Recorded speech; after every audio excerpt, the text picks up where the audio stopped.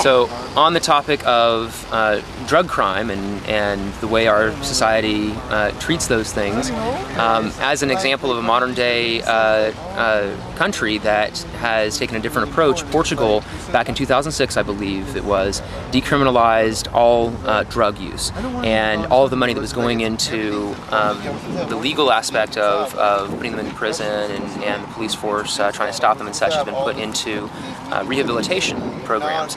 And there hasn't been any increase in the use of drugs, but there has been an increase of people seeking help to get over their addictions and such. And so there are a lot better ways of dealing with addiction and abuse, and that's a medical issue. It shouldn't be a legal issue. If someone is going through an issue with addiction, they don't need a prison cell, they need someone to help them overcome those issues. I don't think personally that there should be any laws against drug use. If you want to do drugs, and I think to an extent, even in the most egalitarian societies, there is always going to be some aspect of society that is wanting to escape the woes of life and have recreation through different means.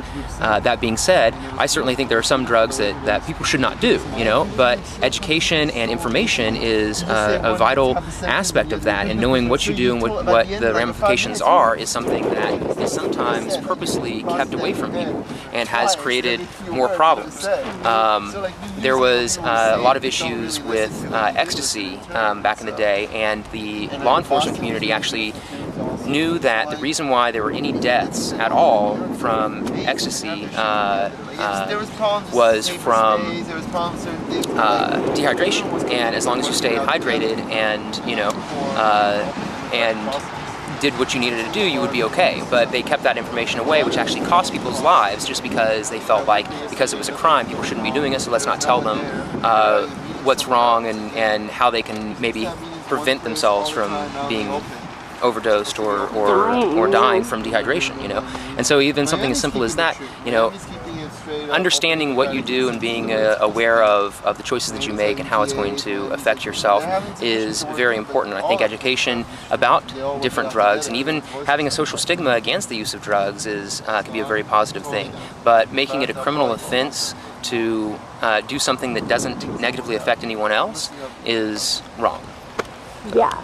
But the prison system in general has a lot of intrinsic issues that are problematic for the way society is. The prison system as we know it didn't even exist prior to emancipation, and it was a way of continuing slavery in a legal sense once we were no longer allowed to have legal slaves. And to this day, just as in the early prison system, the majority of the populace in the prison system are black, and certainly minorities and such. And every single one of the Fortune 500 companies, almost without exception, has prison labor that they use in order to create their products, like Spalding golf balls, like AT&T. If you call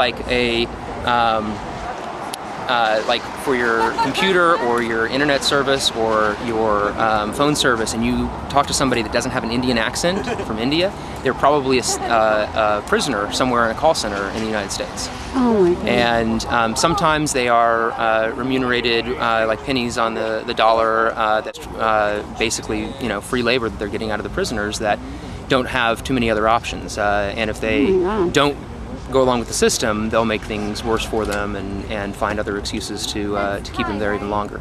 And the prison system as a whole, when you have 60-some-odd% of the prison population that is in there for nonviolent drug offenses, you have a prison population that is being abused by the system and the people that control things, and you have people that haven't done anything to harm anyone else directly that are being put in prison, and that making up the majority of the prison population is a crime. Now there's always going to be an aspect of psychological issues that may present themselves in individuals, even in the freest society. If we can fix all of society's major issues, there may still be some psychological issues that come up that crimes such as homicide or rape that happen, and certainly those people need to be kept away from the rest of society in order to maintain their own safety and the safety of everyone else. But a prison system, I think, is not the most effective way of dealing with them, and there's a far more humanitarian solution. And if these are psychological issues that are creating problems within society, then they need to be dealt with through psychological help, and having some sort of a mental health institution that can give the people that are there a certain level of human decency and human dignity. They can still be kept away from other people where they're not going to harm anyone else, but still have a quality of life that everyone deserves. And, you know, in society in general, like how we treat the homeless, how we treat the prison population, we treat sharks that wash up on the shore better than we do some people. We feed them, we rehabilitate them, and they put them out into the wild. Whereas somebody that doesn't follow all the laws that are, you know, dictated from down on high, that didn't have any say in those laws, kept away from, you know, their family and their friends and their way of actually being a benefit to society, doesn't help anyone. You know, you take all of those people and that wasted human potential and put it into positive social progress.